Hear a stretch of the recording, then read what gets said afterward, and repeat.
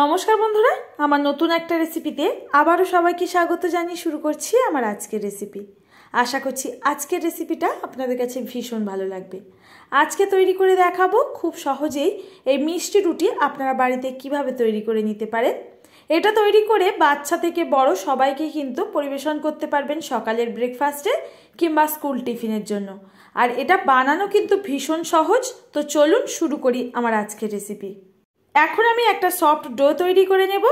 1 cup ঈষদুষ্ণ গরম দুধ নিয়ে নিলাম আর তারই মধ্যে 2 টেবিল স্পুন চিনি অ্যাড করে দিচ্ছি। মিষ্টিটা অবশ্যই কম বেশি করতে পারেন, তবে মিষ্টি রুটির জন্য একটু মিষ্টির পরিমাণটা বেশি রাখবেন।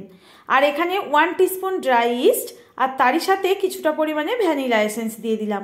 অনেক সময় কিন্তু ইস্টের গন্ধ অনেকেই রুটিগুলো খেতে পারে না, তো তার জন্য ভ্যানিলা এসেন্সটা দেবেন, এতে করে সুন্দর একটা ফ্লেভার আসবে। এবার সমস্ত উপকরণগুলো ভালো করে দুধের মধ্যে দেখুন মিশিয়ে নিচ্ছি। এখন আমি এর মধ্যে 2 কাপ মাপ করে ময়দা নিয়ে অ্যাড করে দিচ্ছি এর মধ্যে। আর এখানে 1 কাপ দুধের জন্য অবশ্যই করে 2 কাপ ময়দাই নিতে হবে। আর স্বাদ মতো 1 চিমটি লবণ আর তারই সাথে একটু কাস্টার্ড পাউডার অ্যাড করব, এতে করে রুটির কালারটা আর ফ্লেভারটা ভীষণ ভালো হয়। মিষ্টি রুটি বানানোর জন্য অবশ্যই করে একটু কাস্টার্ড পাউডার দিয়ে তৈরি করে দেখবেন, এতে করে কালারটা তো সুন্দর হবে, তার সঙ্গে খেতেও কিন্তু দুর্দান্ত হয়। তো বন্ধুরা, এখন সমস্ত উপকরণগুলো ভালো করে মিশিয়ে নেব। আর তারই সাথে 2 টেবিল স্পুন মতো এখানে রান্নার রিফাইন্ড অয়েল অ্যাড করে দিলাম।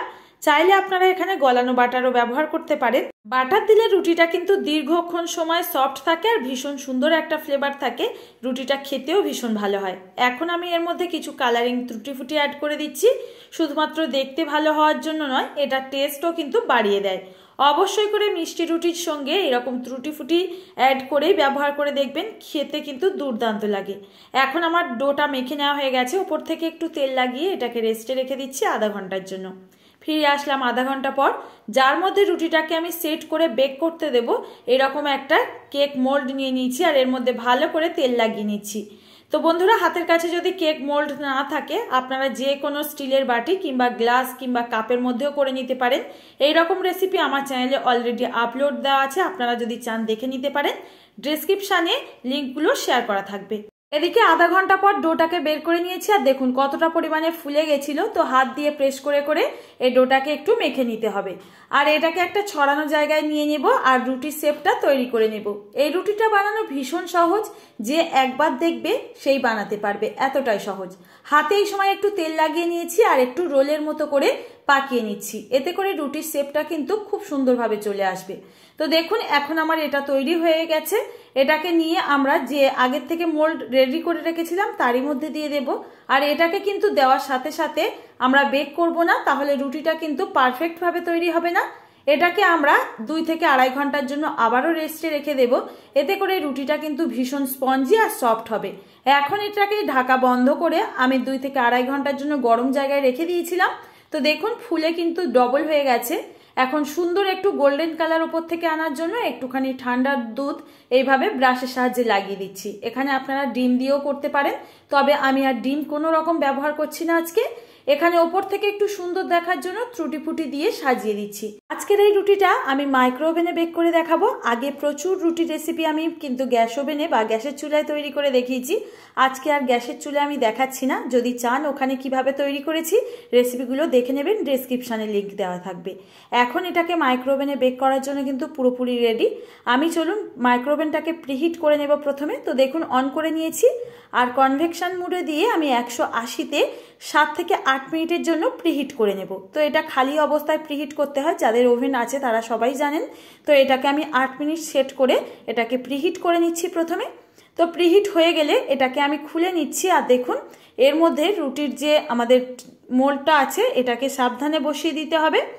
আর এর মধ্যে দেওয়ার পর আমি এটাকে টাইম সেট করে দেব। আমি 30 মিনিটের জন্য টাইম সেট করে এটাকে 180-তে আমি এখানে বেক করে নেব। তো আপনারাও বাড়িতে যাদের ওভেন আছে এইভাবে তৈরি করে নিতে পারেন, রুটিটা কিন্তু সুন্দরভাবে তৈরি হয়ে যাবে খুব সহজেই। আর গ্যাসের চুলায় আগে অনেক রেসিপি আমার চ্যানেলে আপলোড দেওয়া আছে, আপনারা ওখান থেকে দেখে নেবেন রেসিপিগুলো।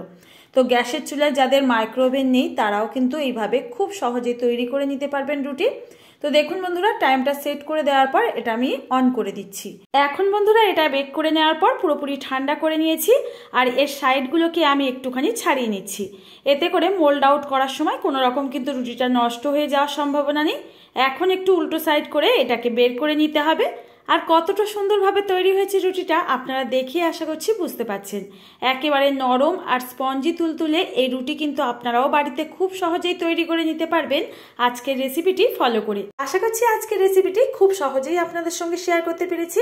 বন্ধুরা, এখন এই রুটিটা স্লাইস করে কেটে নিয়ে সকালের ব্রেকফাস্টে গরম দুধের সঙ্গে কিংবা বাচ্চাদের স্কুল টিফিনের জন্য এইভাবে পরিবেশন করুন। খেতে কিন্তু দুর্দান্ত হয়। আর কতটা স্পঞ্জি আর জালিদার হয়েছে ভেতরটা দেখেই আশা করছি বুঝতে পারছেন। আজ আসি বন্ধুরা, দেখা হবে আবারও এরকম কোনো সহজ রেসিপির সঙ্গে। ততক্ষণ সবাই ভালো থাকবেন, সুস্থ থাকবেন। ভিডিওটির সঙ্গে এতক্ষণ ধরে থাকার জন্য আপনাদের অসংখ্য ধন্যবাদ জানাই।